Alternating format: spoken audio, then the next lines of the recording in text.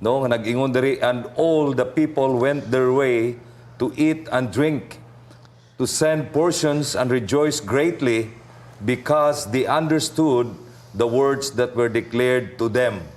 Mga kaigsuunan, akong padako pag-ayo kining word nga nasabtan nila pag-ayo ang pulong sa Ginoo, mga igsuon. Og sila gayod nalipay, mga igsuon, tungod sa pulong nga ilang nasabtan. You know, one of the beauty in life mao ang pagsabot.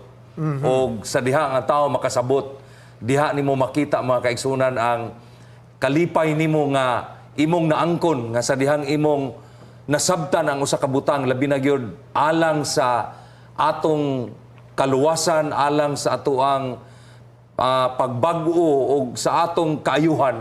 Usa kini, mga kaigsuonan, ka malipayon kayo nga butang, mga igsuon. Mao ni nga karon nga semana dala nato ni nga mahisgutan, mga igsuon, mahitungod ni ining atong lesson, ang pagsabot, mga kaigsuonan, sa pulong sa atong Ginoo. Pastor Isbon. Amen.